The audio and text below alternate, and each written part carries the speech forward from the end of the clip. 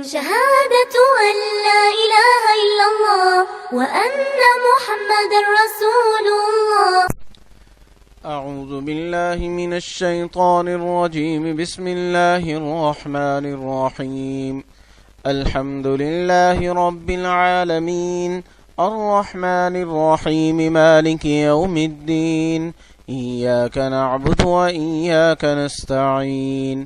اهدنا الصراط المستقيم صراط الذين أنعمت عليهم غير المغضوب عليهم ولا الضالين.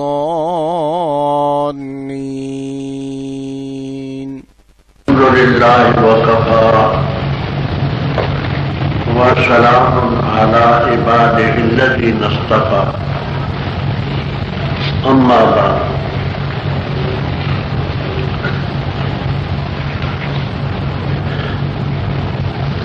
چند ضروری باتیں عرض کرتا ہوں، غور سے ان کو سنیں اور سمجھنے کی کوشش کریں۔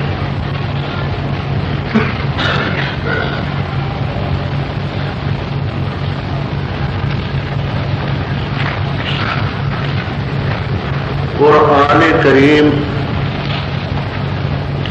اللہ تعالیٰ کی آسمانی کتابوں میں آخری اور مکمل کتاب ہے۔ اللہ تعالیٰ کے فضل و کرم سے یہی قرآن کریم لوح محفوظ میں تھا، یہی قرآن کریم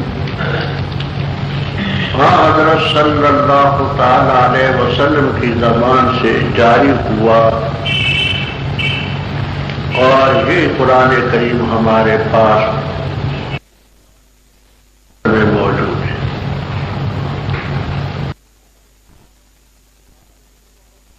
باتیں تو بہت سی کہنے کی ہیں، مگر سب باتیں بیان کرنے کا وقت نہیں ہوتا۔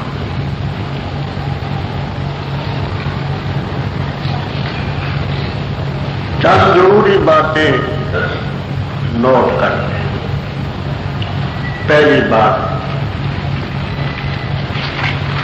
لفظ قرآن یہ مصدر ہے، بروزن فرقان و غفران و سبحان۔ علماء عربیت کا اس میں اختلاف ہے کہ اس کا مجرد مادہ کیا ہے۔ بات فرماتے ہیں اس کا مجرد مادہ ہے قرانہ یقرن ہے۔ قرانہ یقرن کے معنی جوڑنا، ملانا۔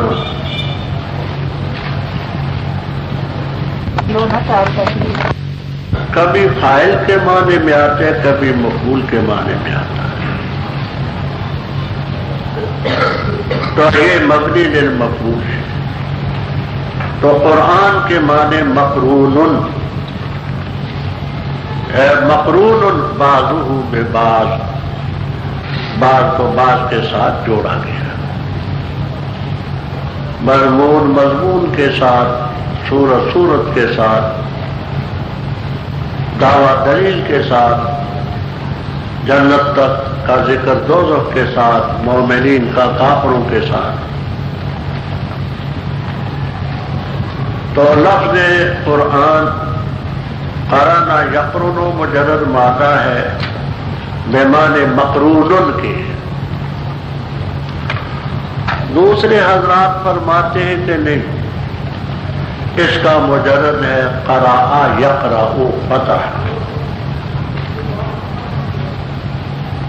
اور مبنی للمفعول ہے، معنی یہ ہے مقروء، پڑھی ہوئی کتاب، یعنی جو کتاب دنیا میں پڑھی جاتی ہے سب سے زیادہ وہ یہی ہے، اور پڑھے جانے کے قابل بھی یہی ہے۔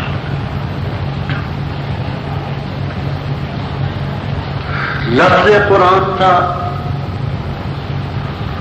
اب اس قرآن کریم کے متعلق کچھ آداب ہیں، ان کو محفوظ رکھنا ہے۔ پہلا ادب تو یہ ہے، اللہ تبارک و تعالیٰ کا ارشاد ہے وَإِذَا قَرَأْتَ الْقُرْآنَ فَاسْتَعِذْ بِاللَّهِ مِنَ الشَّيْطَانِ الرَّجِيمِ۔ اذا قرأت ہے اذا اردت ان تقرأ۔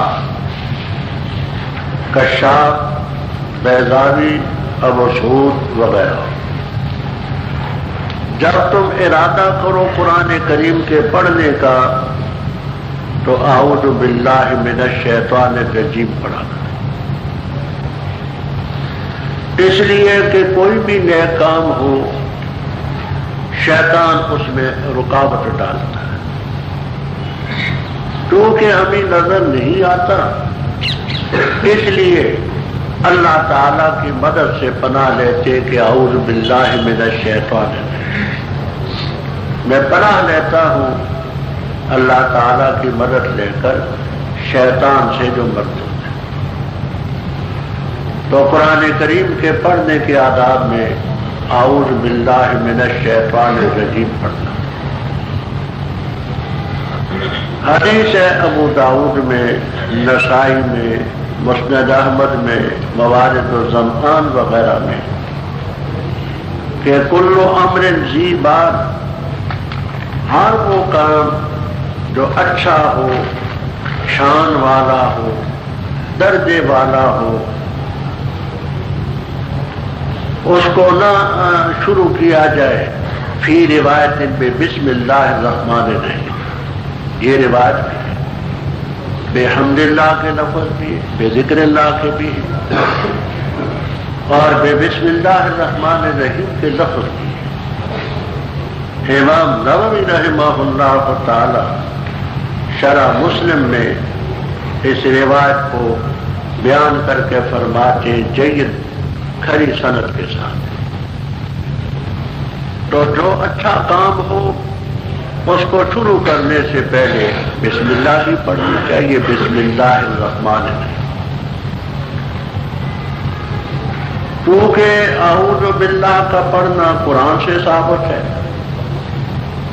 قرآن قطعی ہے اور اس کا حق بھی مقدم ہے، تو اس لیے اعوذ باللہ پہلے ہونی چاہیے۔ بسم اللہ الرحمن الرحیم کا ثبوت حدیث سے ہے جو خبر واحد ہے، اور حدیث کا درجہ قرآن پاک کے بعد ہے، لہذا بات کو بسم اللہ، پہلے اعوذ باللہ من الشیطان الرجیم، پھر بسم اللہ الرحمن الرحیم۔ اور ویسے بھی سلب کا مقام ایجاب سے پہلے ہے، پہلے لا الہ ہے پھر الا اللہ ہے۔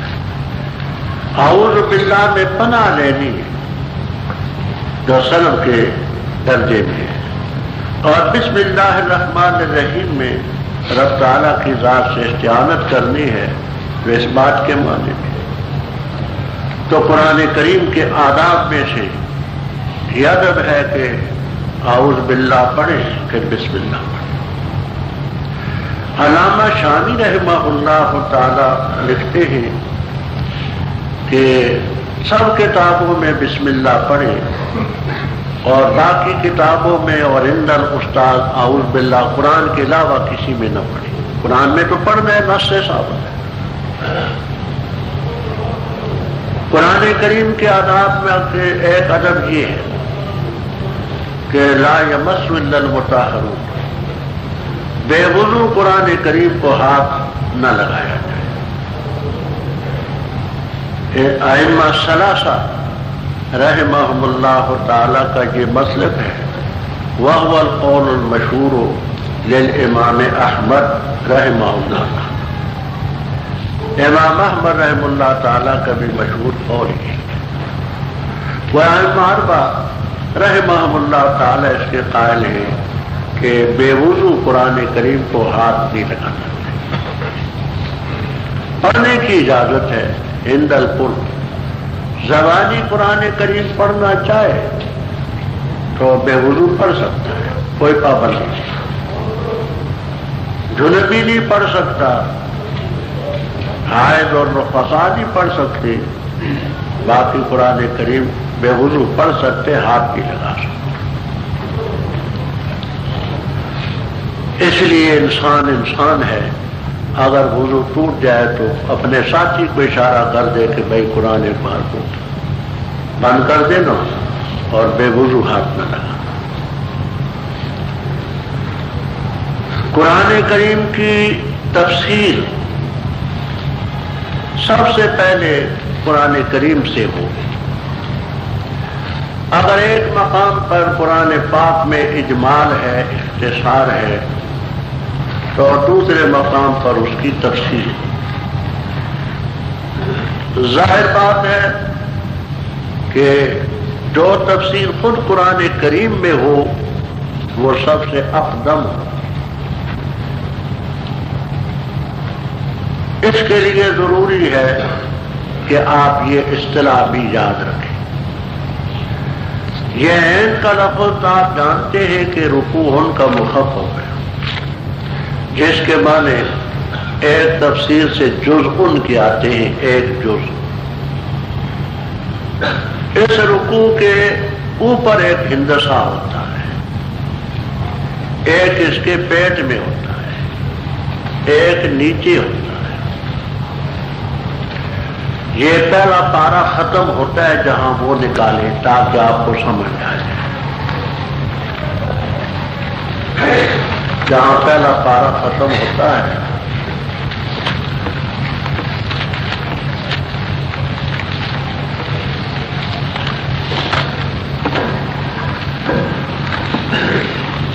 یہ آخر میں عین ہے، اس کے اوپر کون سا ہندسہ ہے؟ 16 ہے۔ اور اس کے پیٹ میں کتنا ہندسہ ہے؟ اور نیچے جو ہے وہ کتنا ہندسہ ہے؟ 16۔ تو آپ اصطلاح یاد رکھیں۔ اوپر کا جو ہندسہ ہے وہ سورت کا رکوع بیان کرے گا۔ مثلا سورہ بقرہ کا یہاں 16واں رکوع ختم، اوپر کا ہندسہ سورت کا بیان کرے گا کہ سورت کا اتنا رکوع، اور بالکل نچلا ہندسہ یہ پارے کا بیان کرے گا کہ پارے کا اتنا رکوع جہاں ختم۔ یہاں چونکہ سورت کا بھی پارے کا بھی رکوع ایک ساتھ چل رہا ہے، سورت اور تو ہے کوئی نہیں، تو اس لیے یہاں دونوں ایک ہیں۔ تو کیا اصطلاح میں نے عرض کی؟ اوپر والا ہندسہ سورت کا رکوع بیان کرے اور نچلا ہندسہ پارے کا۔ جب آپ سے یہ کہا جائے کہ فلاں سورت کا اتنا رکوع نکالے تو آپ نے اوپر کا ہندسہ دیکھنا ہے، اور جب یہ کہا جائے کہ فلاں سورت فلاں پارے کا اتنا رکوع نکالے تو آپ کو نچلا ہندسہ دیکھنا ہوگا۔ اور اس کے پیٹ میں جو ہے یہ 12 لکھا ہے، یہ بتاتا ہے کہ یہ رکوع جو شروع ہوا تھا وَمَنْ يَرْغَبُ عَنْ مِلَّةِ إِبْرَاهِيمَ، یہاں سے یہاں تک اس کی 12 آیتیں۔ یہ پیٹ والا ہندسہ رکوع کی آیتیں بیان کرتا ہے۔ یہ اس لیے بیان کرتا ہوں کہ آگے جب قرآن سے تفسیر آئے گی تو آپ سے کہا جائے گا کہ فلاں سورت کا اتنا رکوع نکالے، یا یہ کہا جائے گا کہ فلاں پارے کا اتنا رکوع نکالے، تو اوپر کا ہندسہ اور سورت کا تعین کرے گا، نچلا ہندسہ پارے گا۔ تو قرآن پاک کی تفسیر سب سے پہلے قرآن پاک سے۔ دوسرے نمبر پر قرآن کریم کی تفسیر حدیث شریف سے ہو، کیونکہ جس ذات گرامی پر قرآن کریم نازل ہوا ان سے زیادہ خدا کی دنیا میں کوئی ذہین بھی نہ تھا اور ان سے زیادہ قرآن کو سمجھنے والا بھی کوئی نہیں. اور ان حدیثوں کے اپنے اپنے مقامات پر حوالے آتے رہیں گے کہ یہ حدیث فلاں کتاب میں ہے، یہ فلاں کتاب میں ہے. تو قرآن پاک کی تفسیر دوسرے نمبر پر حدیث شریف سے ہو. تیسرے نمبر پر قرآن کریم کی تفسیر صحابہ کرام رضی اللہ تعالیٰ عنہ سے، کیونکہ انہوں نے حضرت صلی اللہ تعالیٰ علیہ وسلم سے براہ راست قرآن پاک اخذ کیا. جو سمجھ ان کی تھی، گہرائی ان میں تھی، وہ بعد کے لوگوں میں نہیں ہو سکتی. پھر خصوصیت سے دو صحابی اس فن میں بہت پیش تھے. پہلے ہیں عبداللہ ابن مسعود رضی اللہ تعالیٰ. تمام صحابہ کرام رضی اللہ تعالیٰ عنہ میں فن تفسیر میں ان کا مقام پہلا ہے. امام نووی رحمہ اللہ تعالی تہذیب الاسماء واللغات میں اور شرح مسلم میں تصریح فرماتے ہیں کہ اگرچہ عشرہ مبشرہ کا درجہ ان سے زیادہ ہے، لیکن فن تفسیر میں ان کا مقام ان سے بھی زیادہ ہے. یہ جزوی فضیلت ہے فن تفسیر. بخاری شریف میں روایت ہے حضرت شقیق سے ابو وائل رحمہ اللہ تعالی سے کہ میں نے صحابہ کرام رضی اللہ تعالیٰ عنہ میں ان کی موجودگی میں ابن مسعود رضی اللہ تعالیٰ عنہ سے سنا کہ خدا کی قسم تم سبھی جانتے ہو کہ میں تم سب میں زیادہ قرآن کو جاننے والا ہوں. اور ان کے اس قول کو کسی نے رد نہیں کیا. یہ بخاری جلد 2 صفحہ غالباً 748. اسی طرح اسی صفحے میں ایک اور روایت ہے. ابن مسعود رضی اللہ تعالیٰ عنہ فرماتے ہیں کہ اس رب کی قسم جس کے قبضے میں میری جان ہے، یہ سب جانتے ہیں کہ میں ان میں قرآن پاک کو زیادہ جاننے والا ہوں. قرآن پاک کی کوئی صورت نہیں اور کوئی آیت نہیں جس کے بارے میں مجھے یہ معلوم نہ ہو اینا نزلت وفی من نزلت، کہ کہاں اتری اور کن کے بارے میں اتری. یہ روایت بھی بخاری بھی موجود. حضرت ابن مسعود رضی اللہ تعالیٰ عنہ کا مقام اس لحاظ سے اونچا ہے. اور بخاری میں روایت ہے حضرت صلی اللہ علیہ وسلم نے فرمایا کہ قرآن کریم پڑھو تم 4 آدمیوں سے. فبدا ابن مسعود، پہلے نام پر حضرت ابن مسعود رضی اللہ تعالیٰ عنہ کا ذکر کرتا. تو تمام صحابہ کرام رضی اللہ تعالیٰ عنہ میں عبداللہ ابن مسعود رضی اللہ تعالیٰ عنہ کا مقام قرآن پاک کے تفسیر میں سب سے اونچا. نہ صرف یہ کہ قرآن پاک میں بلکہ فقیہ الامت، امت میں سب سے بڑے فقیہ تھے. ان کے بعد نمبر آتا ہے عبداللہ ابن عباس رضی اللہ تعالیٰ عنہ.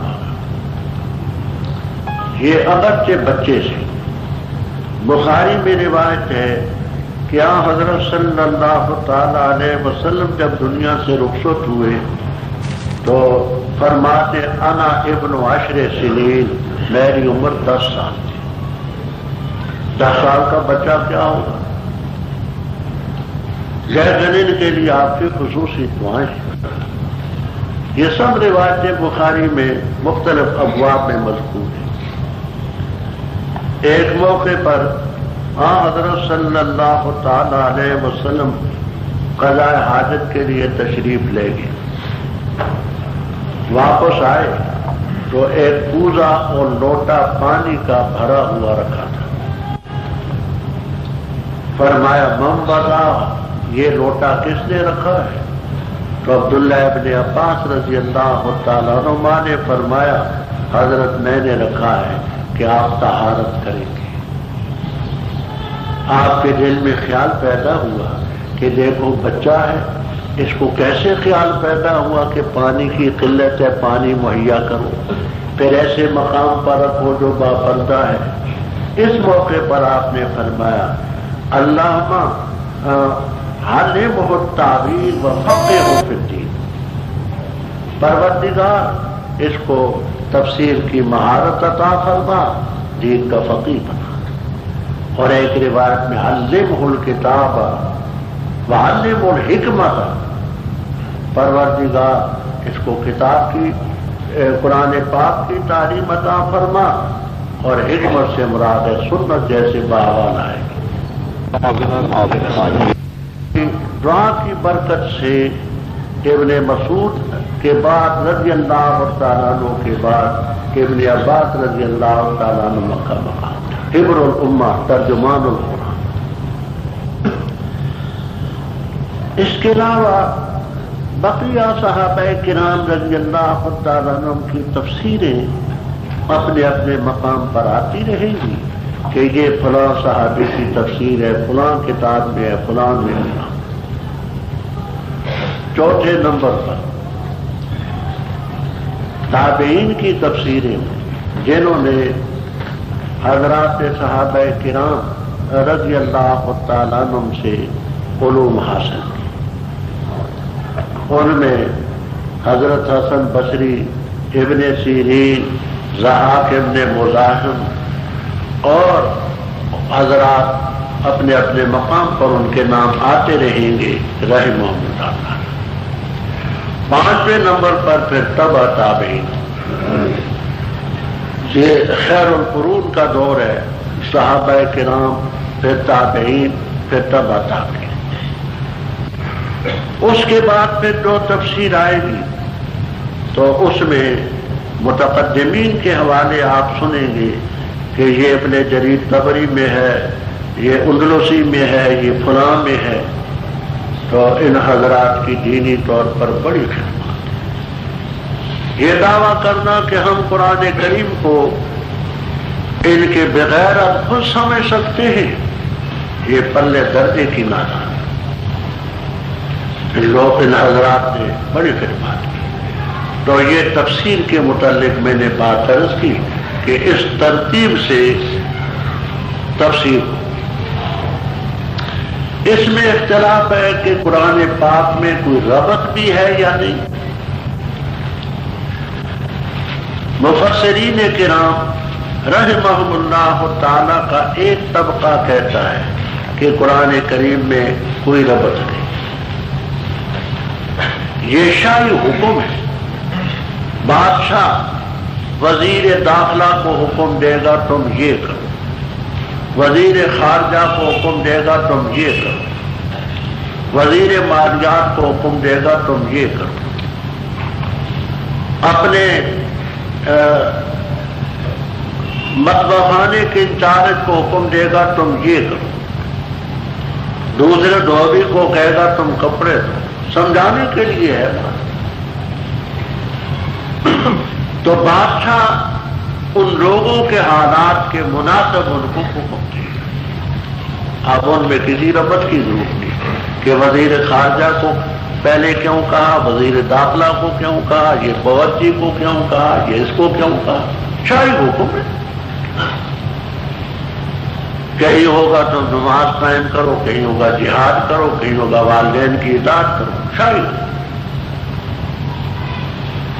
دوسرا طبقہ کہتا ہے کہ بے شک شاہی حکم ہے، لیکن اس کے ساتھ ربط بھی ہے۔ اور میں سمجھتا ہوں قرآن کریم کے تمام علوم میں ربط سب سے زیادہ مشکل ہے۔ اس ربط کے متعلق جن حضرات نے کوشش کی ان میں امام فخر الدین رازی رحمہ اللہ تعالی، علامہ محمد ابن محمد عمادی رحمہ اللہ تعالی وہ سعود والے، متاخرین میں حضرت حقانی رحمہ اللہ تعالی، مولانا تھانوی رحمہ اللہ تعالی، ہمارے مرشد مولانا حسین علی صاحب رحمہ اللہ تعالی، یہ حضرات قرآن پاک کے ربط کو بڑا اہمیت دیتے تھے اور اپنے مقام پر باتیں آتی رہیں گی کہ اس کا یہ ربط ہے۔ قرآن کریم کی تفسیر میں ہم ان مسائل کو نہیں چھیڑیں گے جو فرعی مسائل کہلاتے ہیں، کیونکہ اتنا وقت نہیں ہوتا۔ اب یہاں ہم یہ شروع کریں کہ امام کے پیچھے سورہ فاتحہ پڑھنی ہے یا نہیں پڑھنی، آمین جہر کے ساتھ ہے یا سر کے ساتھ ہے، تو پھر تو مہینہ اسی بھی گزر جائے گا۔ الحمدللہ قرآن پاک میں کوئی مشکل ترکیب، کوئی صیغہ، کوئی ربط، اہم شان نزول، کوئی ایسا اہم مسئلہ انشاءاللہ العزیز نہ چھوٹے گا۔ باقی انسان ہے، بعض دفعہ کسی چیز کی طرف توجہ نہیں ہوتی۔ اب ہمارا طریق یہ ہے کہ ابھی تو حضرات آ رہے ہیں، پہلا دن ہے اور بھیڑ ہوگی وفاق کے امتحان کے بعد، پھر یہ جگہ بھی نہیں ہوگی جہاں جگہ نہیں ہوتی، کوئی وسیع جگہ میں انتظام کرنا ہوتا ہے، تو وفاق کے امتحان کے بعد پھر خاصی بھیڑ ہوتی ہے۔ اس وقت تک ہم آہستہ آہستہ چلتے ہیں۔ آج مثلا سورہ فاتحہ ہوگی، کل ایک پاؤ ہو جائے گا، پرسوں ایک پاؤ ہوگا، تو ایک پارا یا کم و بیش یہ اس وقت تک ہوگا۔ آگے ان کے آنے کے بعد روزانہ ایک پارا ہوا کرے گا انشاءاللہ۔ اس کی وجہ یہ ہے کہ پھر رمضان شریف میں ایک پارا ہونا مشکل ہوتا ہے۔ یہاں 4، 4.5، 5 گھنٹے بھی مسلسل بیٹھنا پڑتا ہے، تو ظاہر بات ہے کہ روزے میں تو اس عمر میں پھر بولا نہیں جا سکتا۔ اس لیے ہماری یہ کوشش ہوتی ہے کہ 20 پارے کے لگ بھگ یہ شعبان میں ہو جائے، پھر آگے رمضان میں آدھا پارا، کبھی پون پارا یہ ہو۔ اس کے ساتھ ہماری یہ کوشش بھی ہوتی ہے کہ امتحانوں کے بعد پھر دور دراز سے بھی حضرات آتے ہیں۔ گزشتہ سال بھی انڈیا سے آئے تھے، بنگال سے آئے تھے، دارالعلوم دیوبند سے آئے تھے، تو ان حضرات نے کیونکہ جانا بھی ہوتا ہے، دور دراز کے لوگ ہیں، تو ہماری کوشش یہ ہوتی ہے کہ 20 رمضان، 21، 22 اس کے لگ بھگ قرآن کریم ختم ہو جایا کرے، تاکہ جن حضرات نے دور دراز جانا ہے وہ عید کے موقع پر پہنچ سکے۔ پھر عین عید کے دنوں میں رش اور بھیڑ بھی زیادہ ہوتی ہے، پھر چلنے میں جانے میں دقت بھی پیش آتی ہے، تو یہ تمام مجبوریاں ہمارے پیش نظر ہیں۔ اس میں ایک گزارش یہ عرض کر دوں کہ علم کی ہم قدر کرتے ہیں اور خوشی بھی ہوتی ہے، لیکن رکے وغیرہ میں نہیں لیتا۔ وجہ اس کی یہ ہے کہ اس قدر سے لوگ بیچتے ہیں کہ وہ سارا وقت ہونے میں لگ جاتا ہے۔ ہاں، ایک شرط سے میں ہمیشہ یہ شرط لگاتا ہوں کہ آپ کے 50 روپوں کا میں جواب دے دیا کروں گے انشاءاللہ، پر شرط یہ ہے کہ آخر رمضان تک مشکل میں 2 پارے ہوں گے۔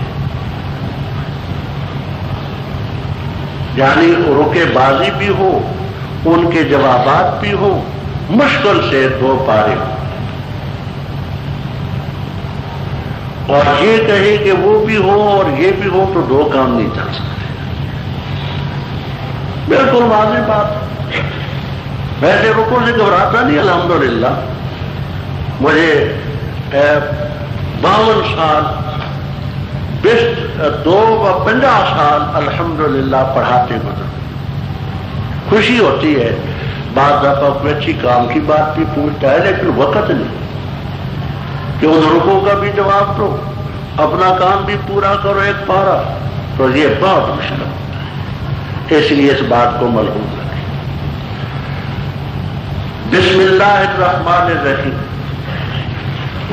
یہاں ملحدوں نے اعتراض کیا ہے، اور ان ملحدین میں اس دور میں سر فہرست ہے دیانند سرسوتی۔ دیانند سرسوتی یہ آریہ سماج کا لیڈر تھا، جس کی سرکوبی کے لیے اللہ تعالیٰ نے حضرت مولانا محمد قاسم نانوتوی رحمہ اللہ تعالی، مولانا شیخ الہند رحمہ اللہ تعالی کو قائم کیا۔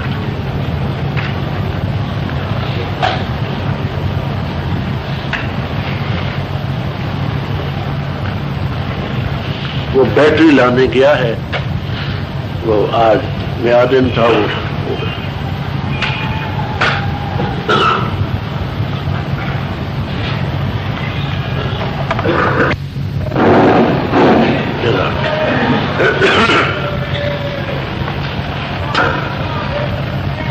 تو اعتراض کرنے والوں نے اس دور میں سر دیانند سرسوتی آریہ سماج کا لیڈر تھا، جس نے کتاب لکھی ہے ستیارت پرکاش۔ ستیارت پرکاش اس کا 14واں باب قرآن کریم پر اعتراضات کے لیے باب ہے، اور ہمارے اس کے جوابات بھی دیے۔ وہ کہتا ہے کہ قرآن کریم اللہ کا کلام نہیں، اگر اللہ تعالیٰ کا کلام ہوتا تو بسم اللہ الرحمن الرحیم سے نہ شروع ہوتا، کوئی اور لفظ ہوتا۔ یہ تو خود اللہ تعالیٰ اپنی تعریف خود کرتا ہے، بسم اللہ الرحمن الرحیم، ایسے جیسے طوطے کو پڑھاؤ تو طوطا کہتا ہے میاں چوری کھاؤ، طوطے میاں چوری کھاؤ، اپنے آپ کو میاں کہتا ہے، طوطے میاں چوری کھاؤ، جو اپنی تعریف خود کرنا کوئی اچھی بات تو نہیں ہے کہ اللہ اپنے نام سے شروع کرتا ہے۔ تو اگر یہ اللہ کا کلام ہوتا تو یوں نہ ہوتا بسم اللہ۔ اور آپ نے کتابوں میں پڑھا کہ یہاں ہر وہ فیض نکالیں گے جو کام آپ کرتے ہیں۔ پڑھنا چاہتے تو بسم اللہ اقرأ، کھانا چاہتے بسم اللہ آکل، پینا چاہتے بسم اللہ اشرب، وہاں حاصل ہیں۔ تو اگر یہ اللہ کا کلام ہوتا تو اپنے نام سے نہ شروع کرتا، معلوم ہوتا ہے کہ یہ اللہ کا کلام نہیں کسی اور کا۔ اللہ تعالیٰ جزائے خیر عطا فرمائے۔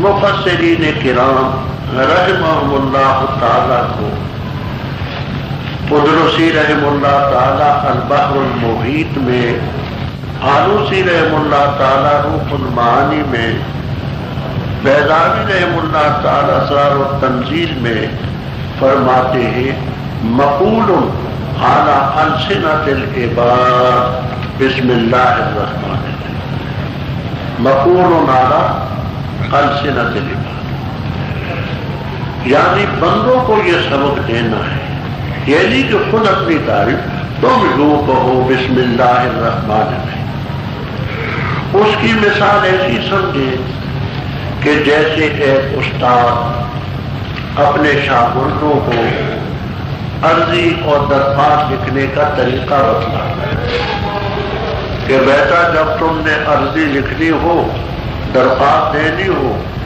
تو یوں لکھو، بخدمت جناب استاد محترم۔ تو یہ استاد محترم میاں مٹھو نہیں بن رہا، بلکہ اس کو سبق دے رہا ہے۔ تو اسی طرح اللہ تعالیٰ نے عباد کو سبق دیا، مقول علی السنۃ العباد۔ بسم اللہ الرحمن الرحیم، نام اس کا سورۃ الفاتحہ۔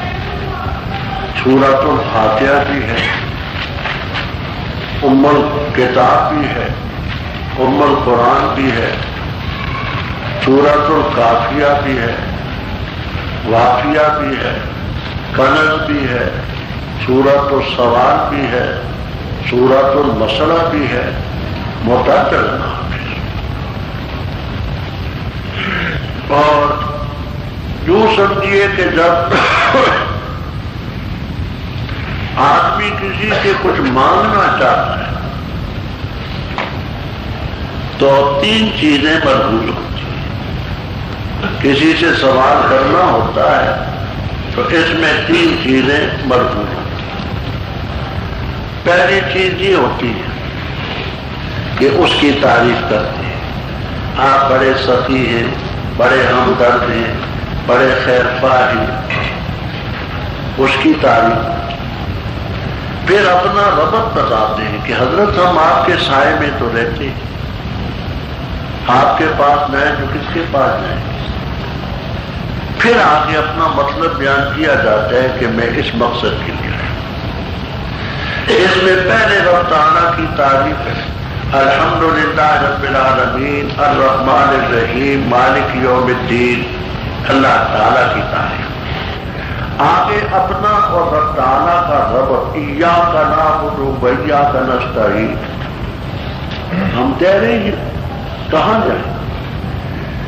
سوال آگے اہدنا الصراط المستقیم، یہ مانگا۔ تو پہلے اس کی تعریف، پھر اپنا ربط، پھر آگے مقصد۔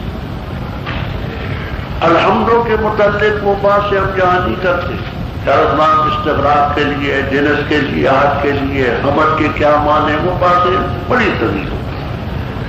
یہاں موٹی موٹی باتیں ہوں۔ سب تعریف اللہ تعالیٰ کے لیے جو تمام جہانوں کا پروردگار ہے۔ عالمین میں عالم انس ہے، عالم جن ہے، عالم الملائکہ ہے، اور عالم کا لفظ یہ آنے کا صیغہ ہے، ما یعلم بہ، جیسے خاتم آنے کا صیغہ ہے، ما یختم بہ، جس کے ساتھ مہر لگائی جائے۔ تو یہ چیزیں جو ہیں اللہ تعالیٰ کی قدرت اور اس کے وجود کی نشانی ہے۔ الرحمن الرحیم، شاہ عبدالعزیز صاحب رحمہ اللہ تعالیٰ فرماتے ہیں کہ رحمان اس کو کہتے ہیں کہ بن مانگے دے، بغیر مانگے دے۔ رحیم وہ ہے جو مانگنے کے ساتھ۔ اللہ تعالیٰ نے جو نعمتیں ہمیں دی ہیں بے شمار ایسی ہم نے نہیں مانگی۔ ہمیں اس وقت سمجھ ہی نہ تھی کہ ہم زبان مانگے، آنکھیں مانگے، کان مانگے، ہاتھ مانگے، انگلیاں مانگے، پاؤں مانگے، کوئی سمجھ نہ۔ یہ رب نے بن مانگے، ہاتھ بھی دیے، پاؤں بھی دیے، آنکھیں بھی دی، سر بھی دیا، ٹانگیں بھی دی، انگلیاں بھی دی، سب۔ اور کئی چیزیں مانگ کر اللہ تعالیٰ سے لیتے ہیں۔ وہ مالک یوم الدین، بدلے کے دن کا مالک ہے۔ آج بھی وہ مالک ہے، لیکن آج کہنے والے کہتے ہیں میرا ملک، میری حکومت، میری سلطنت، میری بات ہے۔ اس میری تیری نے تو لوگوں کا بیڑا غرق کر دیا۔ وہاں ارشاد ہوگا لمن الملک اليوم، کس کے لیے ہے ملک آج کے دن؟ کوئی نہیں بولے گا، نہ کوئی عربی، نہ کوئی اجمی، نہ یورپ والا، نہ پچھم والا۔ للہ الواحد القہار، اکیلے رب کے لیے۔ تو آج دعوے دار اور بھی ہیں، وہاں کوئی دعویٰ نہیں کرے گا، وہ مالک ہی ہے۔ یہ رب تعالیٰ کی صفت، اس کی حمد، اس کی تعریف ہوئی۔ اب آگے رب ایاک نعبد، یہ نعبد و فعل ہے، ایاک اس کا معمول ہے، مفعول ہے۔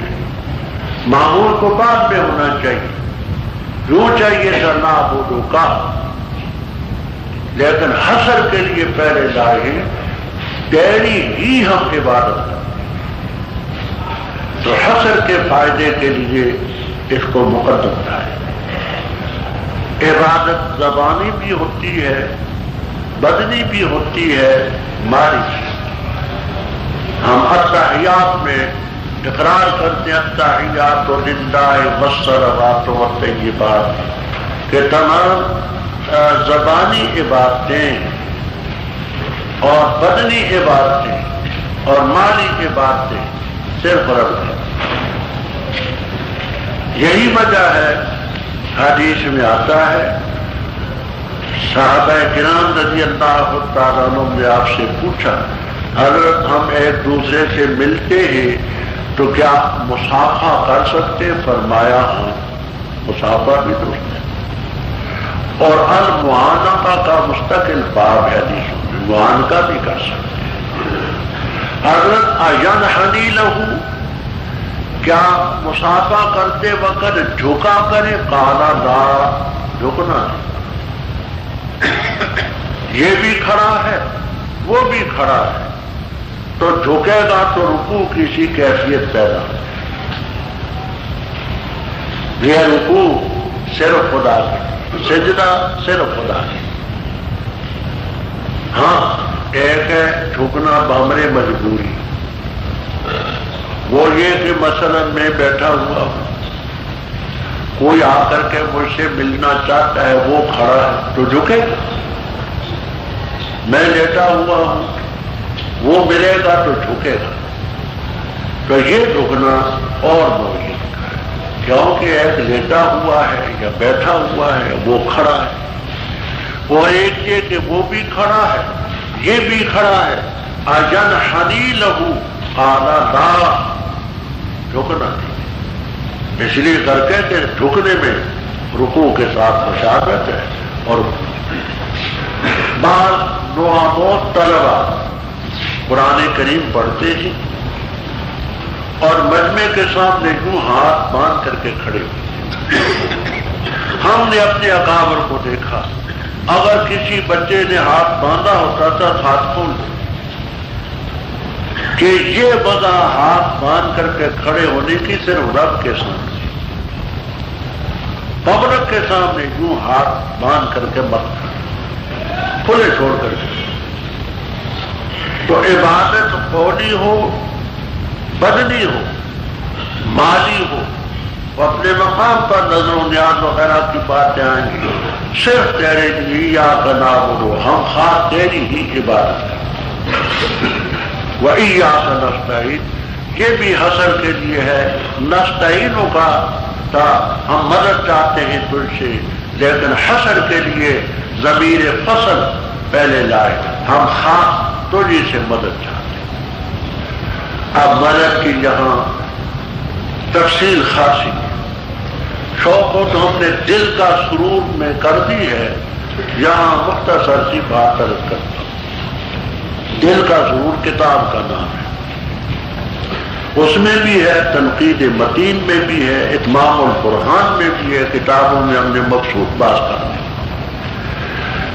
استعانت کی دو قسمیں ہیں، ایک ہے استعانت ظاہری حصی اور دوسری ہے استعانت باطنی اور ما فوق الاسباب۔ ایک ہے ما تحت الاسباب، ایک ما فوق الاسباب۔ ایک استعانت ظاہری، ایک باطنی۔ استعانت ظاہری کا یہ مفہوم ہے کہ مثال کے طور پر عالم اسباب کی چیز، یہ استعانت درست ہے۔ قرآن کریم میں آتا ہے تعاونوا علی اور تقوی ولا تعاونوا علی الاثم والعدوان، ایک دوسرے کے تعاون کرو، امداد کرو۔ عالم اسباب کی چیزیں، ایک آدمی امیر ہے، غریب ہے، امیر کا فرض ہے غریب کی مالی امداد کرے۔ ایک حکیم ہے، ایک ڈاکٹر ہے، ایک بیمار ہے، اس حکیم اور ڈاکٹر سے مدد لینا کہ لے بھائی میرا علاج کر، عالم اسباب کی چیز ہے۔ کسی سے پیسہ لینا ہے، کسی سے اسلحہ لینا ہے، کسی سے رقم لینی ہے، یہ عالم اسباب کی استعانت ہے، ظاہری ہے، کوئی حرج نہیں۔ اور قرآن پاک سے ثابت ہے تعاونوا علی البر والتقوی ولا تعاونوا علی الاثم، اور ایک استعانت باطنی، استعانت ما فوق الاسباب۔ مثال کے طور پر میں یہ کہتا ہوں کہ میرے گھٹنوں میں درد ہے، آپ میرے گھٹنوں کے درد کو دور کر دیں۔ میرے سر میں مجھے فلاں تکلیف ہے، آپ میری اس تکلیف کو دور کر دیں، تو یہ کام ما فوق الاسباب ہے، رب تعالیٰ کے بغیر کوئی نہیں شفا دے سکتا۔ نہ سر کا درد دور کر سکتا ہے، نہ کمر کا، نہ گھٹنوں کا، نہ بخار۔ اذا مرض تو فہو یشفی۔ تو ما تحت الاسباب استعانت الگ ہے، ما فوق الاسباب الگ۔ ظاہری استعانت اور ہے اور باطنی اور ہے۔ تو رب تعالیٰ سے مدد مانگتے ہیں وہ جو عالم اسباب سے، ظاہر بھی اسباب بھی اس نے پیدا کیے اور مسببات بھی اس نے پیدا کیے۔ تو اس سے یہ کہنا کہ ظاہری استعانت بھی مخلوق سے نہ ہو، وہ خود شریعت کے خلاف ہے۔ تعاونوا علی البر والتقوی، احادیث موجود ہے، ایک دوسرے کی امداد کرو۔ اب مقصود کیا ہے؟ مقصود ہے اہدنا الصراط المستقیم، پروردگار ہمیں چلا سیدھے راستے۔ یہاں بھی ملحدوں نے اعتراض کیا، کہتے ہیں کہ نمازی 50 سال تک نمازیں پڑھتے ہیں، 60 سال، 70 سال، 80 سال، 90 سال، اور کہتے ہیں ہمیں راستہ بتا، صراط مستقیم بتا۔ جب صراط مستقیم اسے راستہ ہی معلوم نہیں تو چلے گا کب؟ انہوں نے اس مقام پر ہدایت سے اراد و طریق کا مانا کہ اللہ ہمیں راستہ بتا، تو راستہ بھی تمہیں پتہ ہی نہیں چلا 100 سال تک، مرتے دم تک، تو چلو کہ اس پر کر۔ اللہ تعالیٰ جزائے خیر عطا فرمائے مفسرین کرام رحمہ اللہ تعالیٰ کو، انہوں نے جہاں بتایا کہ مراد اس سے ہے گویا کہ ایصال الی المطلوب، پروردگار ہم اس راستے پر ثابت ہے اور مطلوب تک پہنچا دے، ارادہ و طریق نہیں ہے۔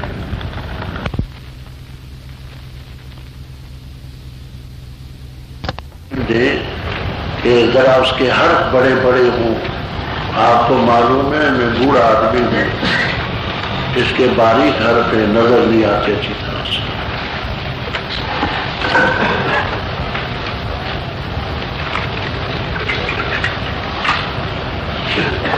جنہیں آج تو ہو گئے، کل سے انشاءاللہ زندگی رہی، کل سے نہ۔ اچھا، یہ آج ہی آپ نے اصطلاح سنی ہے، آپ سورۃ النساء کا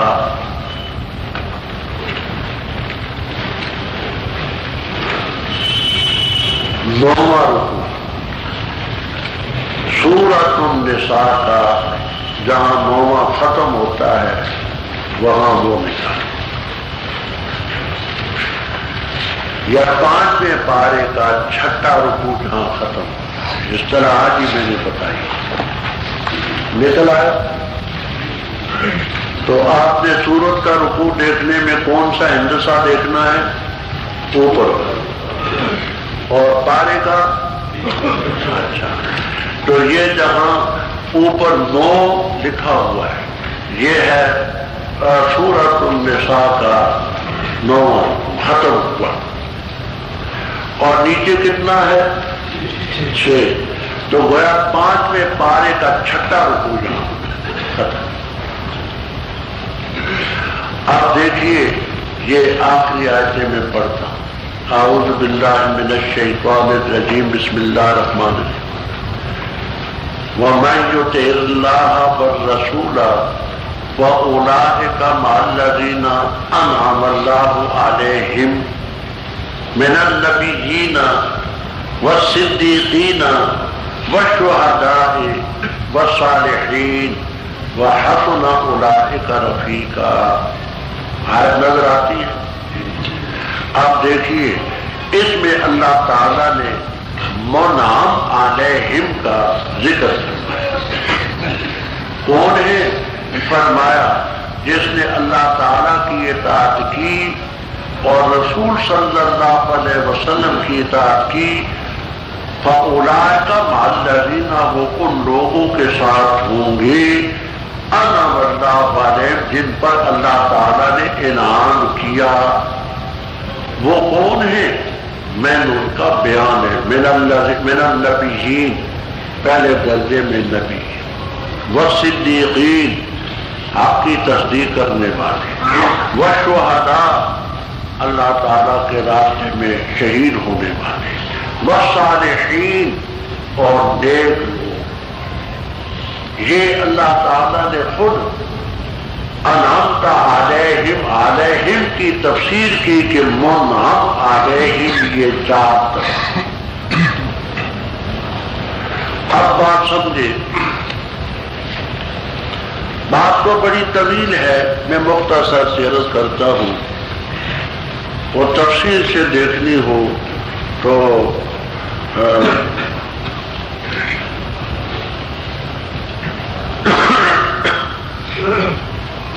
بانی دارالعلوم دیوبند میں دیکھ لیں، کتاب رسالے کا نام ہے، بانی دارالعلوم دیوبند،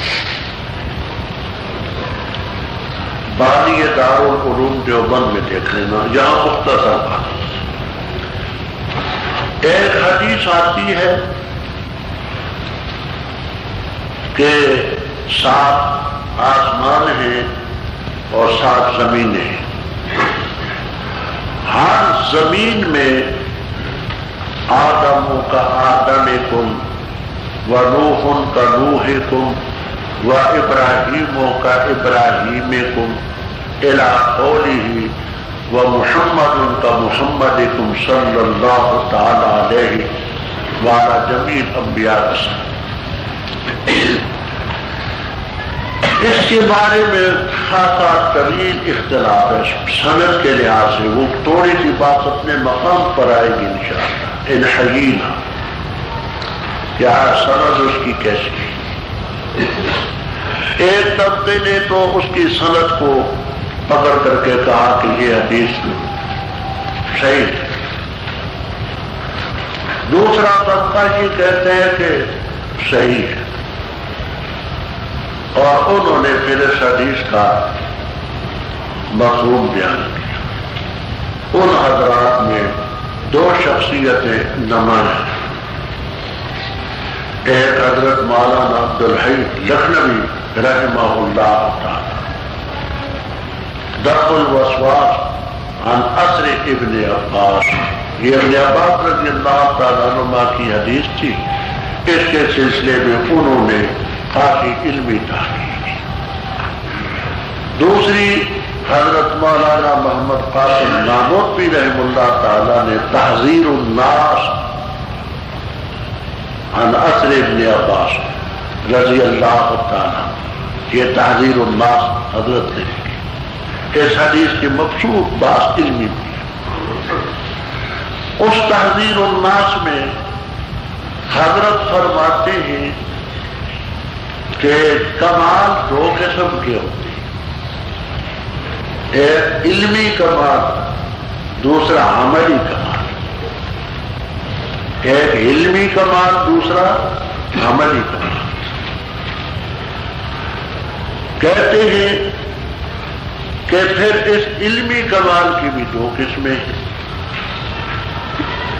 ایک ہوتا ہے فاعل، دوسرے میں اثر کرنے والا. دوسرا منفعل، دوسرے کے اثر کو قبول کرنے والا. کہتے ہیں نبیوں کو جو فضیلت ہوتی ہے تو علم میں ہوتی ہے. نبیوں کو جو فضیلت ہوتی ہے علم میں. حضرت فرماتے ہیں کہ بظاہر عمل میں امتی نبی کے مساوی ہو جاتا ہے بلکہ بڑھ جاتا ہے. بظاہر عمل میں امتی نبی کے برابر ہوتا ہے بلکہ بڑھ جاتا ہے. اس جملے کو آل بدعت نے لے کر کے بڑا اچھا کہ دیکھو بھائی کہتے ہیں کہ نبی سے امتی بڑھتا. بات ہم نے اس پر خاصی کر دی ہے وہاں بھی اور عبارات اکابر میں بھی. یہاں جو بات کہنی ہے وہ سمجھ.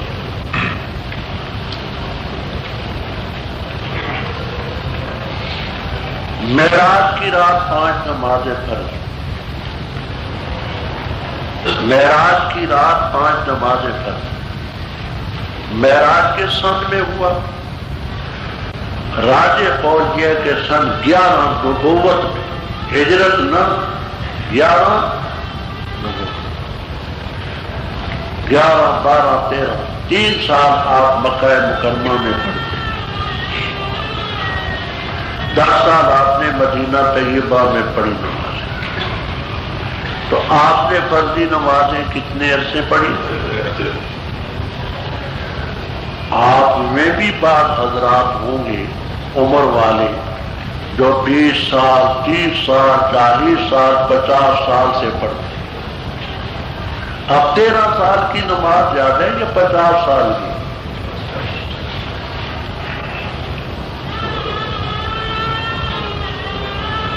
سمجھ آتی ہے بات کہ 13 سال کی نماز زیادہ ہے یا 30 40 50 60 سال؟ مجھے یاد ہے کہ تخمیناً میں تقریباً 65 سال سے اب 80 سال کے قریب میری عمر ہے. تو 65 سال سے تو میں پڑھتا ہوں. اب 65 سال کی نمازیں گنتی میں زیادہ ہیں یا 13 سال؟ آپ کوئی نادان کہتی نہیں 65 سال کی تعداد کم ہوتی ہے 13 کی زیادہ ہوتی ہے تو اس سے کیا جھگڑا ہے؟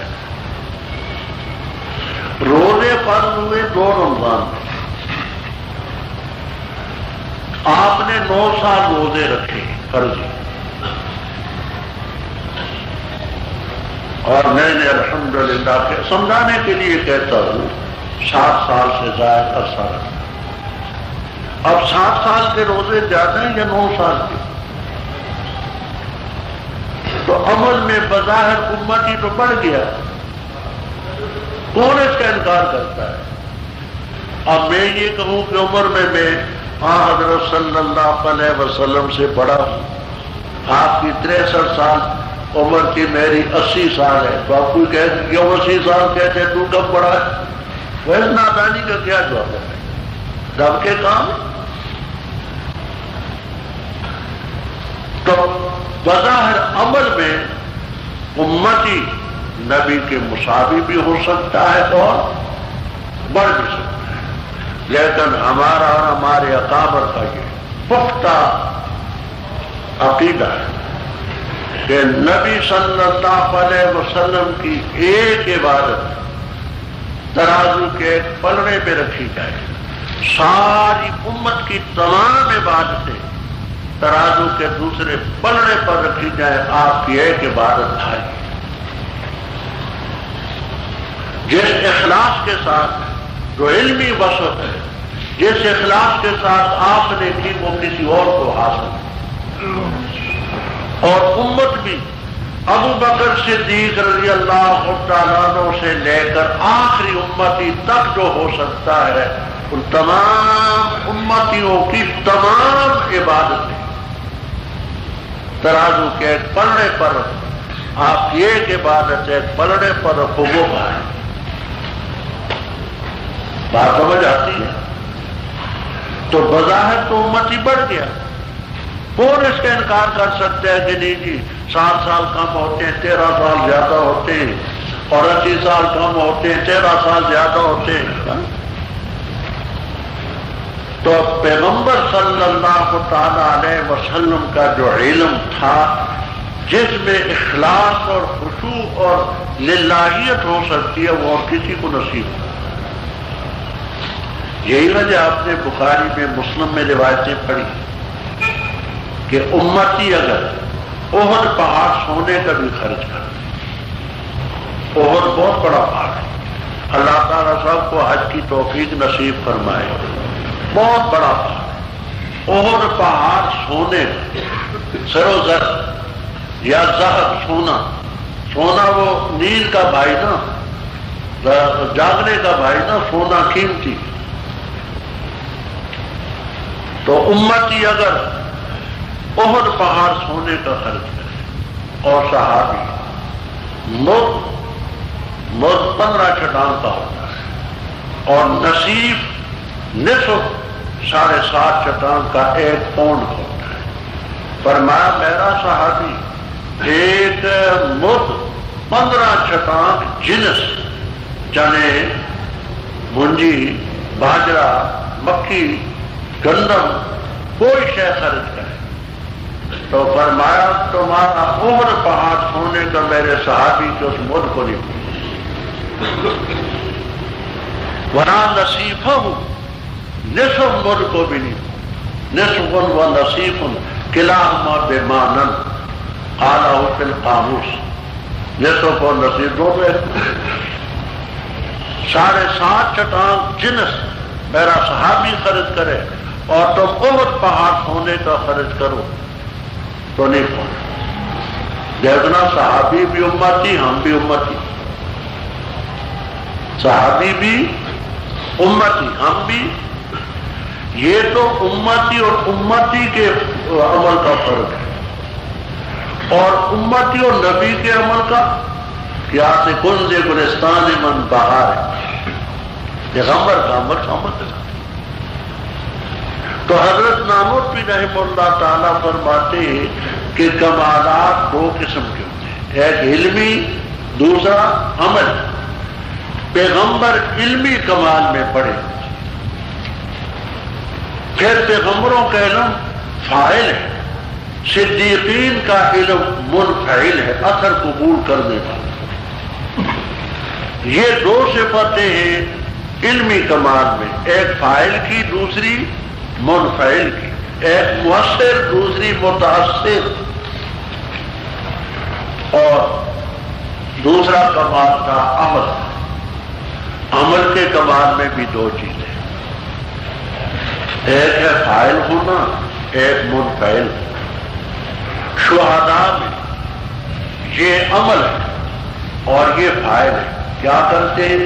ان اللہ اشتری من المؤمنین انفسهم بان لهم الجنہ. آگے یقاتلون فی سبیل اللہ اللہ کے راستے میں لڑتے ہیں, قتل کرتے اور قتل کیے جاتے. پہلے قتل کرتے پھر مرتے, بغیر قتل کیے نہیں مرتے. یقاتلون فی سبیل اللہ فیقتلون, پہلے یقتلون ہے, پہلے نہ یقتلون میں آنا, پہلے قتل کر پھر اس کے بعد یقتلون کی بات ہے.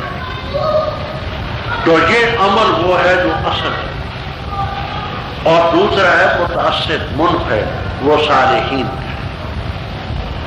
تو یہ 4 قسم کے ہیں منعم علیہم, نبی, صدیق, شہداء, صالحین.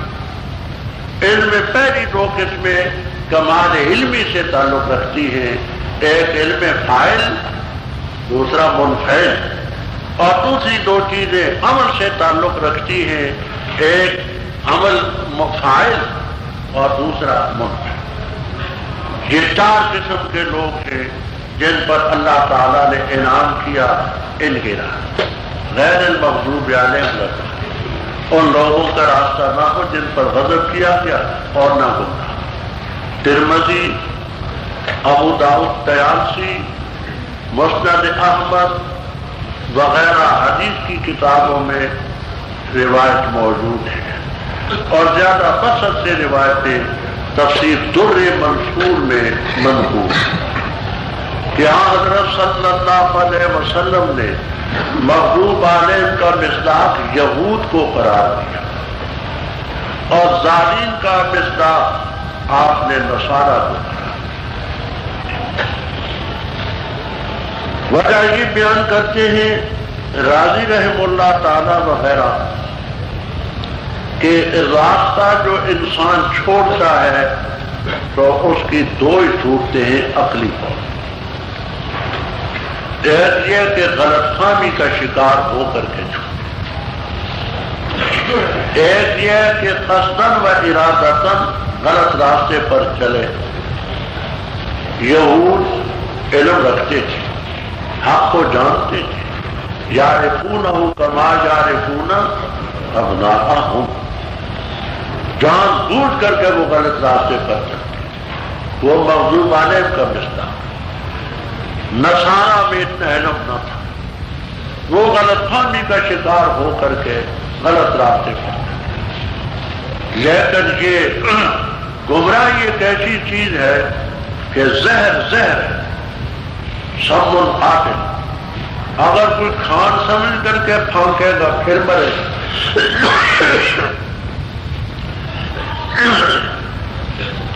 اس کو اگر زہر سمجھ کر کے کرے گا پھر اصول دین میں غلطی معاف، فروع دین کا مسئلہ نہیں۔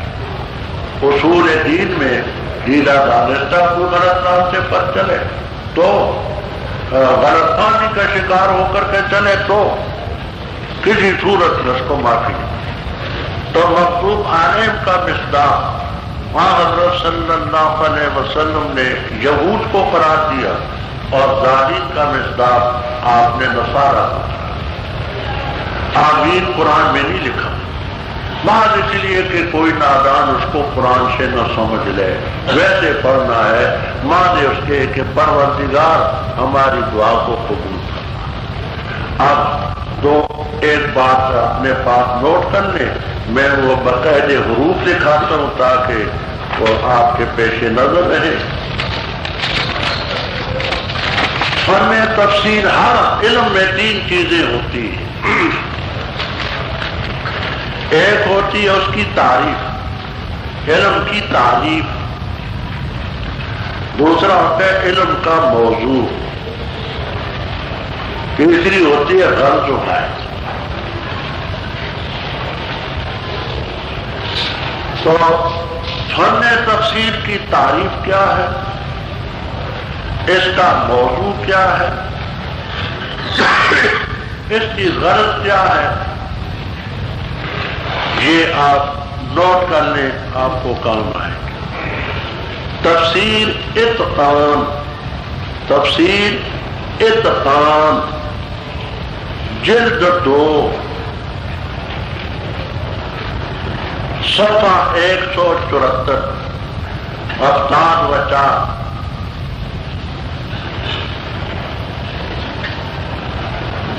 میں ہے قال الزرکشی رحمہ اللہ تعالی، التفسیر علم یبحث فیہ، التفسیر علم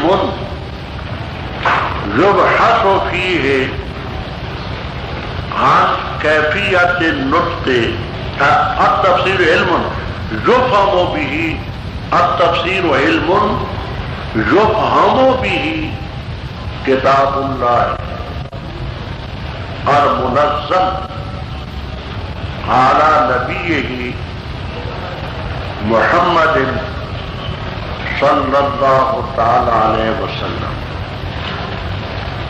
وبیان معانیہ، وبیان معانیہ واستخراج احکامہ وحکمہ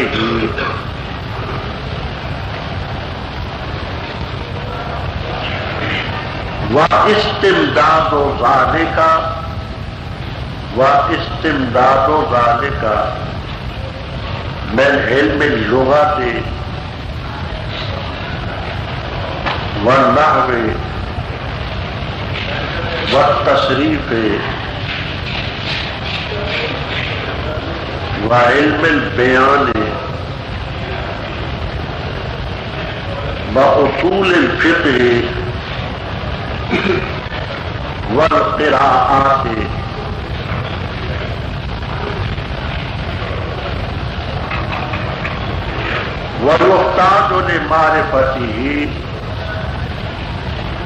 ويحتاج لمعرفته اسباب النزول والناسخ والمنسوخ. یہ کوئی شاید سنا دے کیا لکھ پایا میں.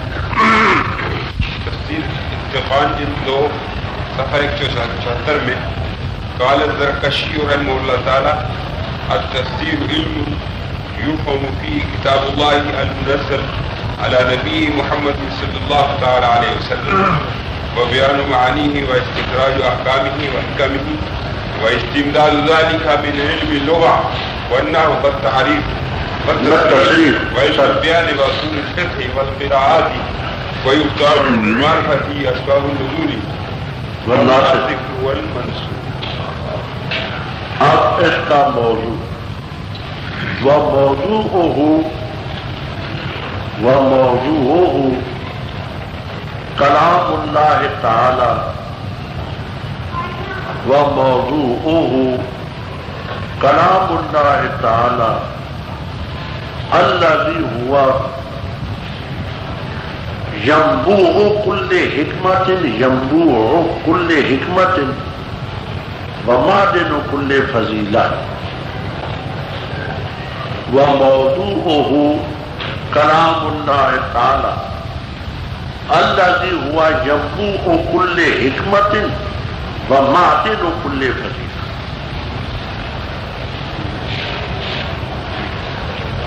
معنی میں کرتا ہوں.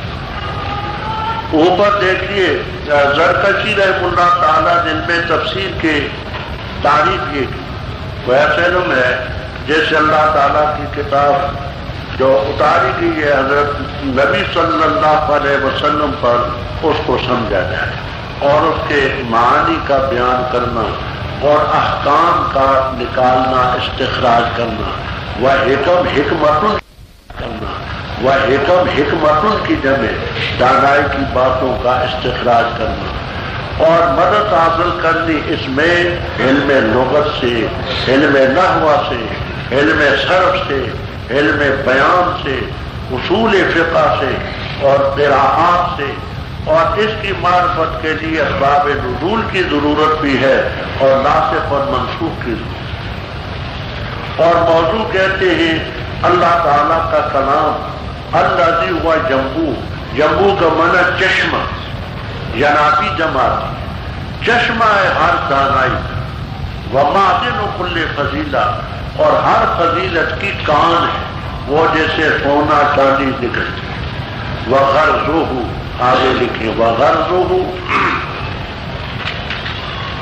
هو الاعتصام بالعروة الوثقى هو الاعتصام بالعروة الوثقى والوصول إلى السعادة الحقيقية والوصول إلى السعادة الحقيقية التي لا تفنى.